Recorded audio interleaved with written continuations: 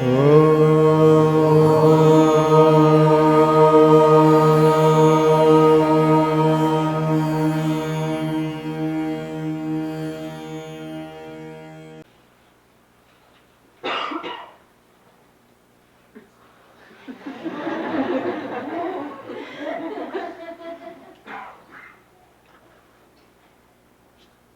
do you think will happen first?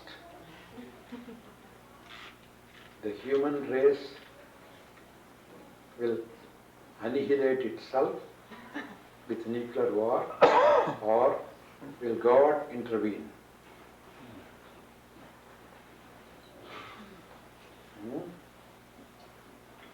A second coming. Will mankind have to learn the lessons of greed? What is that? Colorblind. Have to learn the lesson of greed and power.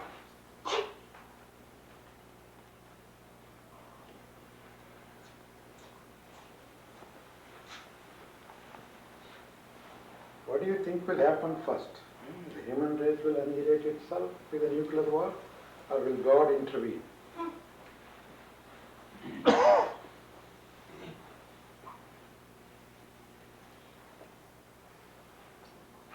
Who will win ultimately?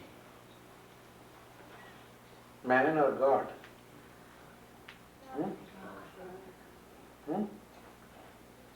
God.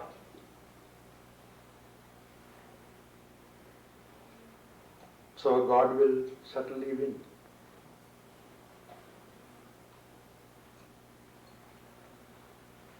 God is allowing man to do the mistakes, to make the mistakes.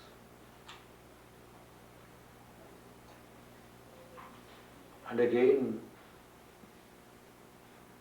it's an indirect way of teaching lessons. If God thinks that's the only way he can learn a lesson, he would allow him to continue to make mistakes. Because often we learn good lessons by making mistakes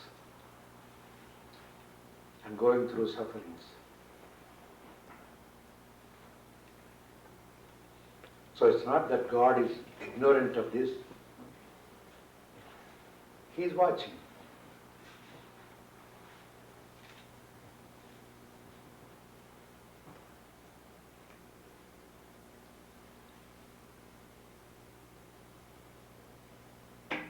You might say then,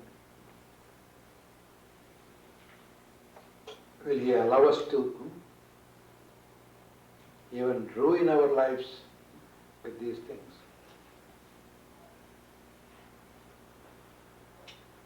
If he thinks that that's the way we have to learn the lesson, he won't hesitate to allow this to continue.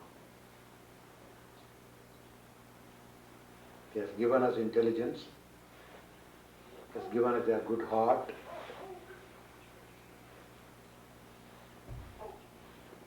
and if we are not using it in the right way,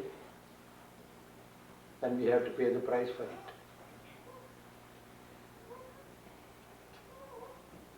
God will not interfere in that.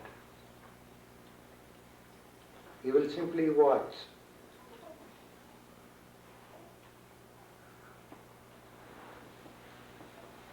If he interferes, he is in a way preventing us from learning that lesson.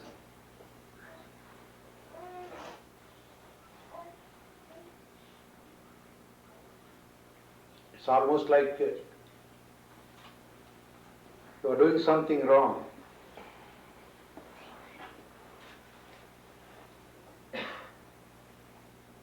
And your dad tells you, it's wrong, don't do that. And you still continue to do.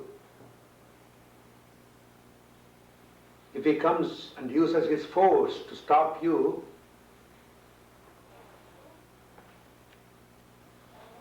you are not learning the lesson.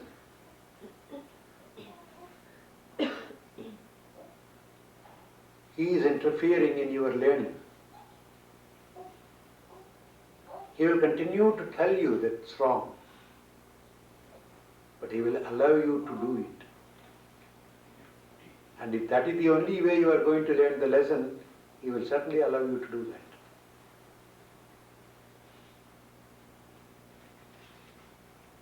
If he prevents you from doing it, he is stopping you from learning. Because you are stopping because he forced you to stop. Huh? Not that you stopped by your own thinking. Am I clear in this point? Yes. He has the capacity to stop you. But he didn't want to use his pressure. He wants you to realize that. That is the way any teacher would teach you a lesson. He wouldn't force his idea into you. He will simply tell you. And he will allow you to learn the lesson.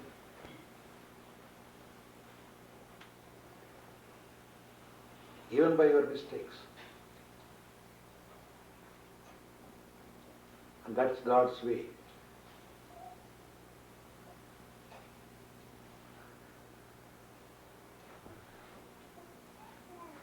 I happened to put my hands on a book, an almanac, Time Life Almanac. And toward the end, there was a big list of disasters. Have anybody seen that? You know the Time Life Almanac, annual book?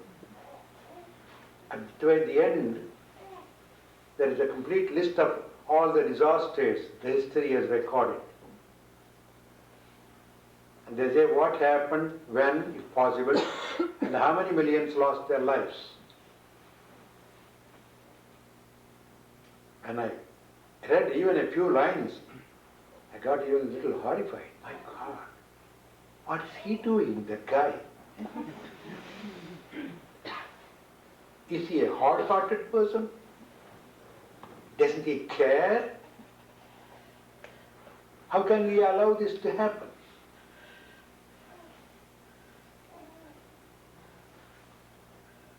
All we know is probably 1 or 2 holocausts. But if you see that list,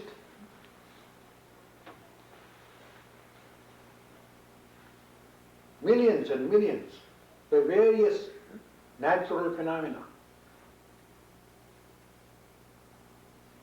How can that kind-hearted, all-merciful God allow this to happen? If you really admit that yes, God is merciful, God is love, but unfortunately, God is love, but love is blind too. That's why he seemed to be closing his eyes.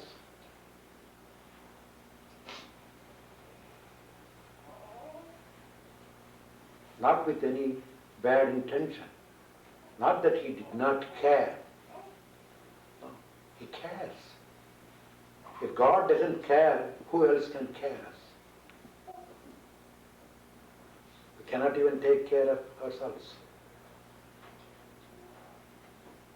But God's ways are mischievous.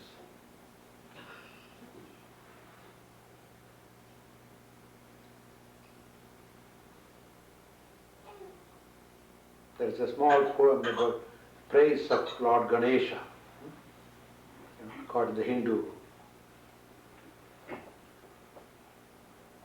mythology. There is a god by the name Ganesh, many of you probably know, the elephant-headed god, who is supposed to be the protector and the remover of all your obstacles. So that's why whatever you begin to do, you think of Ganesh first. So he will remove your obstacles on the way. That's why it's called Vigna Vinayakan. Vigna means obstacles. Vinayakan is the Lord of it, to remove it. And the praise goes to say that, Lord, you are really merciful. You shower your mercy on people in two different ways. There are two kinds of mercy you show. In Tamil language, mercy is karunai or karuna. Karunai doesn't mean always pampering. Oh, you are wonderful, great. That is arakarunai. Praising you, pampering you, giving you gift, rewarding you. There is another one, marakarunai. If the rewarding and praising doesn't act, marakarunai, punishing you.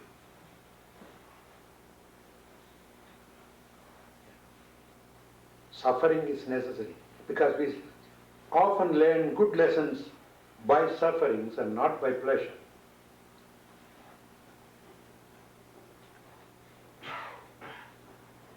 Tell me honestly, if you have not faced any problems and sufferings in your life, wouldn't you be coming here today?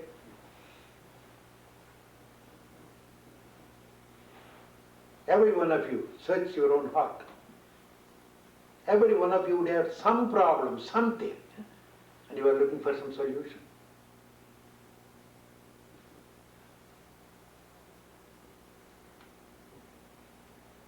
That's how we learn. Blessings in disguise. All our adversities are.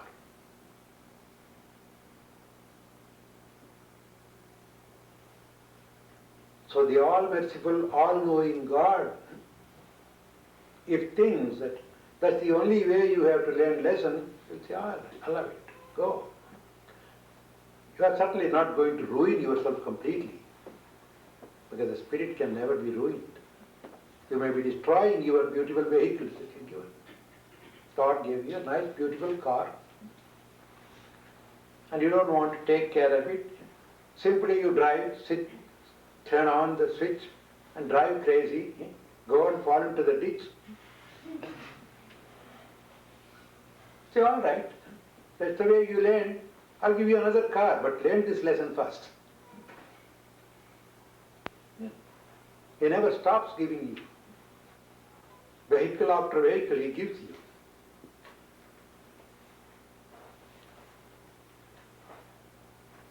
So when you lose this vehicle, he will give you another vehicle. All right, continue to learn. We are never going to be totally destroying ourselves. No. Our true selves can never be destroyed. We are immortal. We may destroy our bodies, destroy our brains, but we cannot destroy ourselves.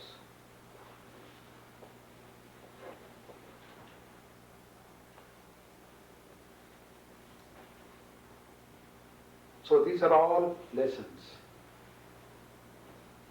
Nuclear war also is lesson. He gave you intelligence, and you don't want to keep quiet. Curiosity kills the cat. You are becoming curious. What is inside the atom? How is it working? Can I try it? You plug a lamp, it brightens the room. What is it coming inside from the outlet? What makes it brighten the room? Let me see. You open it. A big shock. Oh, I shouldn't touch it by hand. You learn the lesson only when you get a shock. Because curiosity. There are certain things we should know, all right. But not that we should know everything.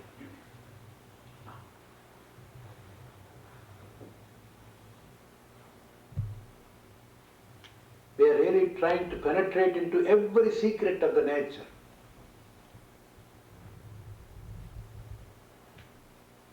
Those days when we were living in the caves, probably we were even more happier.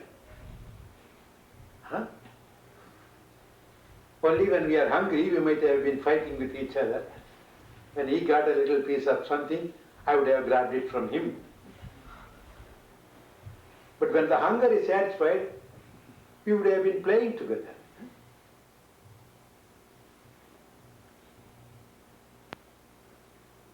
Look at the animals. Only when they are hungry, they go after the food, and if somebody reaches first, the other fellow. Even the wild animals, you call them wild animals. How peaceful they are, how gently they are playing. Go to the African safari and see. But here we are not hungry. Our basic needs are always taken care of somehow. But we are using our intelligence into probing into various unnecessary things. Like the little fellow who opened the jar that he found on the sea beach. You know the story? No? Those things don't come on the news.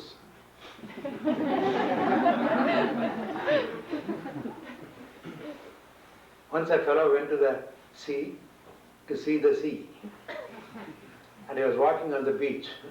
All of a sudden he saw a beautiful, nice jar. This is the story I told in the anti-nuclear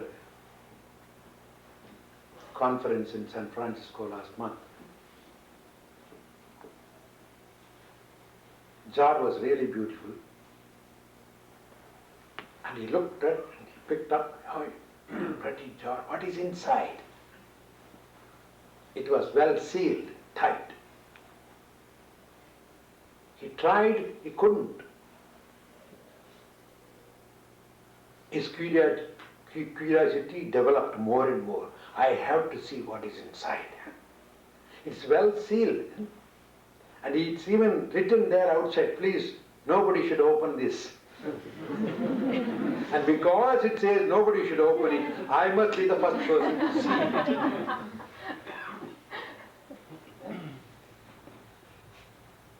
So he worked so hard, pried open. As soon as the cork came out,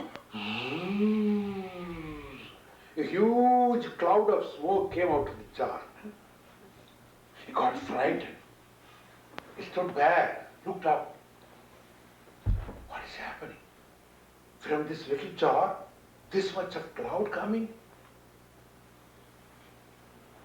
Slowly, slowly, slowly, all the clouds gathered and got transformed into a huge demon. I'm hungry.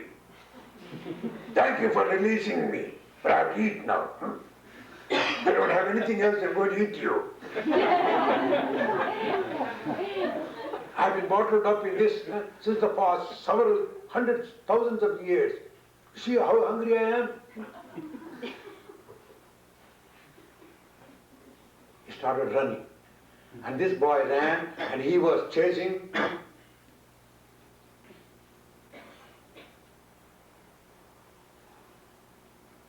So the kids are running now. The demon has been unleashed. We need a wise man, maybe a second coming, a third coming.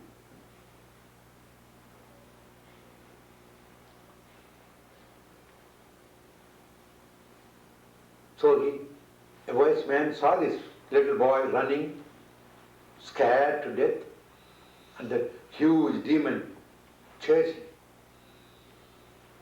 So the boy fell at his feet and said, please, please, please, save me, help me.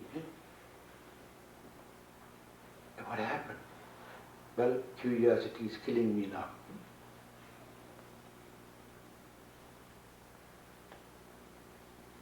By the time the demon came near, hey, that's my fear.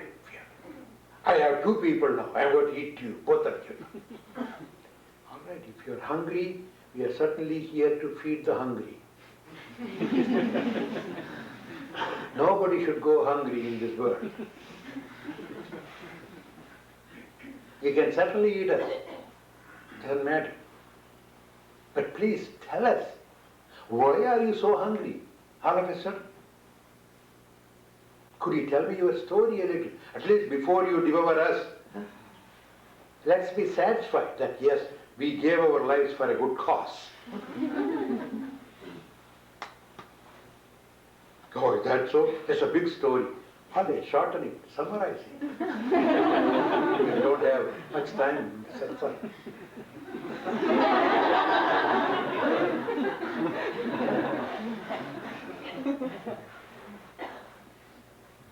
You know, I was like this, but somehow I was not behaving well.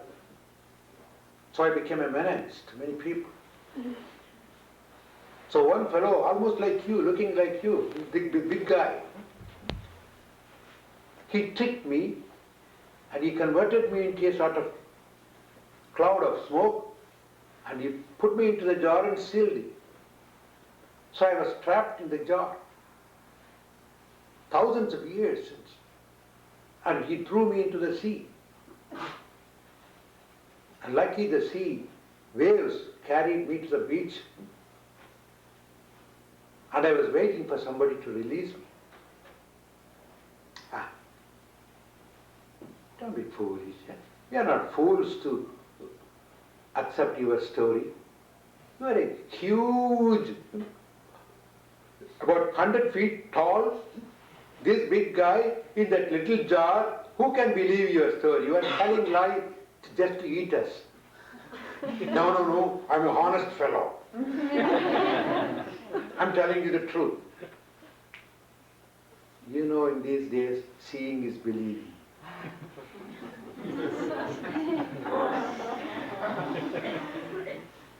Oh, only when you see me going in, you will believe? All right, I'll believe, make you believe, and then I will eat you. Okay, come on, show me. Come on, come back. So the demon took them both back near the jar and said, it changed into smoke again, it went back in. This is what I'm going. This is where I was. As soon as it went, come on, quickly.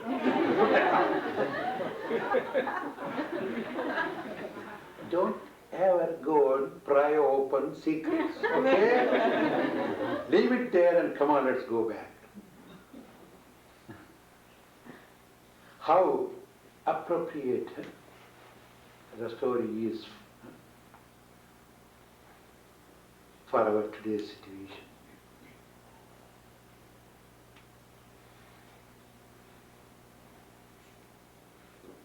Couldn't we be happy with a little food, a little dress, and a shelter over our head, a roof over our head? What else we need? For sun and rain, a little shelter. To cover the body, a little clothing. Even that is not really necessary, but we got into that habit and we have to cover ourselves. We started with the fig leaf anyway.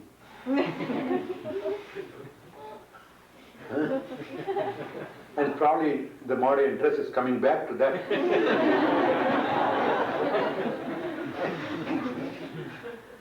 They called it fig leaf, now they are calling it terrific leaf.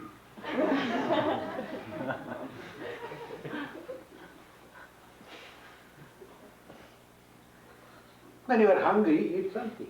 There's plenty to eat.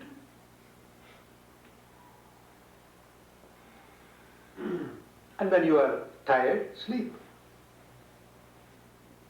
Hunger, thirst, sleep. Something to cover yourself for heat and cold. What else we need? Tell me. These are our basic needs. We all have it. It will be always provided. There's no doubt about it.